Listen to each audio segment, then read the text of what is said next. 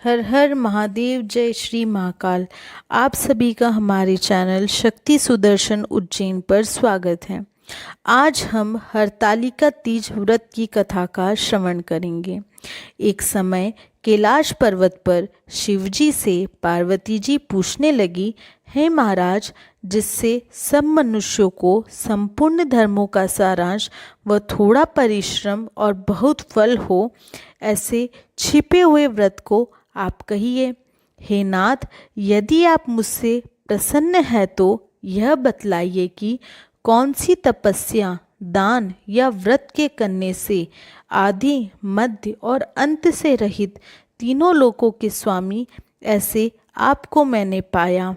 इस प्रकार जब पार्वती जी ने पूछा, तब महादेव जी ने कहा, हे देवी, जो छिपाने योग्य और सारा धर्म है, उस उत्तम व्रत को तुम्हारी प्रीति के लिए तुम्हारे आगे कहता हूँ। सुनो, यह व्रत कैसा है कि जैसे तारागणों में चंद्रमा, नवग्रहों में सूर्य, चारों वर्णों में ब्राह्मण, देवताओं में विष्णु, नदियों में गंगा, पुराणों में महाभागवत, वेदों में सामवेद, इंद्रियों में मन, वैसे ही सब व्रतों में उत्तम पुराण और वेदों के सारांश व्रत की शास्त्रों में जैसा कहा गया है और मैंने उसको करते हुए देखा है, उसे मन लगाकर सुनो। जिस व्रत के प्रभाव से अर्धांगिनी होकर तुम हमारी आधे आसन को प्राप्त हुई, संपूर्ण वृत्तांत को मैं कहता हूँ। सुनो, भादव के महीने में हस्त नक्षत्र सहित तीज को जो भी स्त्री व्रत करती है, वह समस्त पापों से छूटकर स्वर्गलोक को जाती है। हे देवी, सुनो, हिमालय पर्वत पर जैसा तुमने व्रत किया था, उसका वृत्तांत कहूँगा। जब शिवजी ने ऐसा कहा तो पार्वती बोली, है नाथ, आपके मुख से वह संपूर्ण वृत्तांत सुनने की इच्छा करती हूँ कि मैंने क्या उत्तम व्रत किया। तब शिवजी बोले, है प्रिय, भारत खंड में बड़ा ही दिव्य, सब पर्वतों का राजा, अनेक प्रकार की रंग बिरंगी भूमि, वृक्ष, पक्षी और मृगों से युक्त हिमवान पर्वत है। उसी पर्वत पर तुमने बाल्यावस्था ही में नीचे मुँह करके 64 वर्ष पत्ते को खाकर, माघ के महीने में जल में रहकर, वैशाख में पंचांगनी को ताप कर और श्रावण में मैदान में रहकर अन्न व जल को त्याग कर बड़ी कठिन तपस्या की। यह देखकर तुम्हारे पिता हिमाचल चिंतित हुए कि यह कन्या वह किसे देंगे। इसी समय मुनियों में श्रेष्ठ ब्रह्मापुत्र नारद आकाश से आए। तब तुम्हारे पिता नारद मुनि को आसन देकर बोले, हे स्वामी, हमारे बड़े भाग्य से आपका शुभागमन हुआ है, आपके आगमन का कारण बताइए। नारद जी बोले, आप अपनी कन्या को उत्तम पुरुष को देना, उसे आप विष्णु जी को देना। विष्णु जी के समान दूसरा कोई देवता नहीं है।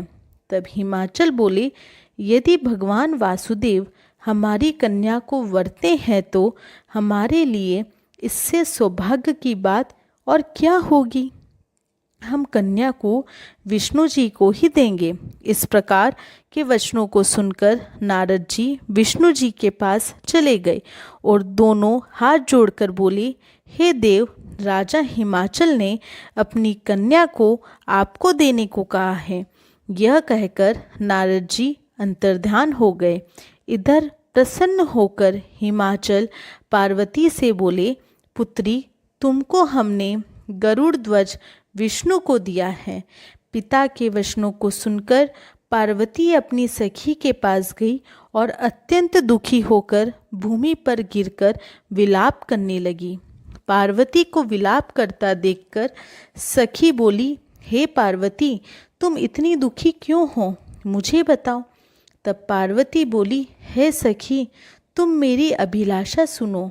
मैं महादेव जी को अपना पति मान चुकी हूँ, लेकिन हमारे पिता यह नहीं चाहते, इसलिए हे प्यारी, मैं अपनी देह का त्याग करूँगी। पार्वती के इस प्रकार के वचनों को सुनकर सखी बोली, जिस वन को तुम्हारे पिता नहीं जानते हो उस वन को हम तुम चलेंगे। यह विचार कर कर वह सखी तुम्हें घने वन में ले गई। तब तुम्हारे पिता घर घर ढूंढने लगे और यह विचार करने लगे कि मेरी कन्या को देवता या दानव या किन्नर कौन ले गया। मैंने तो नारद के आगे सत्य प्रतिज्ञा की है, अब गरुड़ ध्वज भगवान विष्णु को क्या दूंगा। इस प्रकार चिंता में मग्न होकर तुम्हारे पिता हिमाचल मूर्छित होकर गिर पड़े। तब लोग हाहाकार करते हुए पर्वतों में श्रेष्ठ हिमाचल के पास दौड़े आए और कहा, महाराज आपके मूर्छित होने का कारण कहिए। तब हिमाचल बोले, मेरे दुख के कारण को सुनो। मैं नहीं जानता कि मेरी कन्या को कोई हर ले गया, काल रूपी सर्प ने डस लिया अथवा सिंह ने खा लिया। ऐसा कहकर हिमाचल शोक में व्याकुल होकर कांपने लगे। वे तुम्हें एक वन से दूसरे वन में ढूंढने लगे। सती के साथ तुम एक भयानक वन में गई। वहाँ एक रमणीय नदी के किनारे एक गुफा में जाकर रहने लगी। तुमने वहाँ पर अन्न जल त्याग कर बालूरेत के पार्वती सहित मेरे लिंग की स्थापना की। तुमने भादो महीने के शुक्ल पक्ष की हस्त नक्षत्र युक्त तीज का पूजन कर रात्रि को गाना बजाना कर जागरण किया। इस व्रत के प्रभाव से मेरा आसन डोलने लगा। तब मैं उस स्थान पर आया व तुमसे बोला, हे सुमुखी, मैं तुमसे बहुत प्रसन्न हूँ, जो इच्छा हो सो वर मांगो। तब तुम बोली, हे देव, यदि आप प्रसन्न हो तो मेरे पति बनो। तब मैंने प्रसन्न होकर कहा, ऐसा ही होगा, और अंतर्ध्यान हो गए। उसके उपरांत तुमने उस बालू की प्रतिमा को नदी में विसर्जन कर दिया। सखी सहित वहीं पर तुमने व्रत का पारण किया। उसी समय हिमाचल भी तुम्हें ढूंढते हुए वहां आए और अपनी कन्या को देखकर छाती से लगा लिया और रोने लगे। फिर बोले, तुम किस कारण से इस भयानक जंगल में आई हो? तब पार्वती बोली, पिताजी, मैं समझती थी कि आप शिवजी को मुझे देंगे, परंतु आपने उसके विपरीत किया, इसलिए मैं वन को चली आई। अगर आप मुझे महादेव जी को देंगे तो मैं घर चलूँगी, नहीं तो मैं यहाँ ही रहूँगी। तब हिमाचल बोले, ऐसा ही होगा। यह कहकर वे तुम्हें घर ले गए और विधि पूर्वक तुम्हें मुझसे ब्याह दिया। महादेव जी कहते हैं, हे प्रिय, उसी व्रत के प्रभाव से ही तुम मेरी पत्नी हुई। हे देवी, सखी तुम्हें हर के ले गई थी, इस कारण इसका नाम हरतालिका हुआ। तब पार्वती जी बोली, इस व्रत की विधि भी कहिए और इसके करने से क्या होता है, क्या पुण्य मिलता है, यह व्रत किसको करना चाहिए, यह भी बताएं। तब महादेव जी बोले, हे देवी सुनो, हम विधि कहते हैं। स्त्रियों को यदि सौभाग्य की इच्छा हो तो इस विधि से व्रत करें। पहले केले के खंभों से सुशोभित वंदनवारों को बांधकर मंडप बनाएं। उसे नाना प्रकार के वस्त्रों से सजाएं। सुगंधित पदार्थों से घर और मंडप को सुवासित करें। फिर नाना प्रकार के पुष्प से और धूप दीप से पूजन कर फलों का भोग लगाकर निर्जल व्रत करके रात्रि जागरण करें। पूजन कर कथा को सुनकर स्वर्ण आभूषण, अन्न और गौ का ब्राह्मण को दान करें। इस प्रकार व्रत को करने से सब पापों से छुटकारा मिलता है और 7 जन्मों तक सौभाग्य और सुख की प्राप्ति होती है। तीज के दिन जो स्त्री भोजन करती है और व्रत उपवास नहीं करती, वह 7 जन्मों तक वंध्या होकर अपने अनेक जन्मों तक विधवा और सूकरी होती है। वह पुत्र शोक के दुख को भोगने वाली होती है और घोर नरक को जाती है।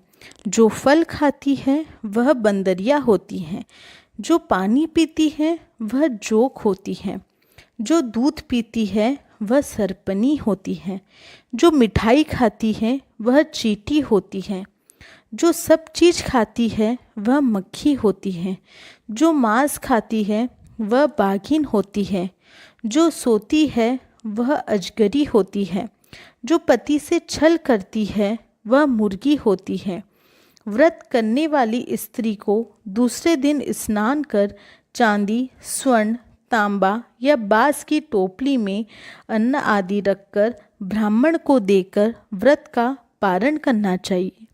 महादेव जी कहते हैं, हे प्रिय, जो इस प्रकार व्रत करेगी उसे मेरे समान पति मिलेगा और मरने पर तुम्हारा स्वरूप होकर मुझको प्राप्त होगी। हजारों अश्वमेघ और सैकड़ों वाजपेयी यज्ञों को करने से जो फल प्राप्त होता है वही फल मनुष्य को कथा सुनने से प्राप्त होता है। हे देवी, तुम्हारे पूछने से सब व्रतों में उत्तम व्रत को मैंने कहा, जिसके अनुष्ठान से स्त्रियां सब पापों से छूट जाती हैं। इसी तरह की और वीडियोस सुनने के लिए हमारे चैनल को सब्सक्राइब करें और बेल आइकन को दबाएं। जय श्री महाकाल।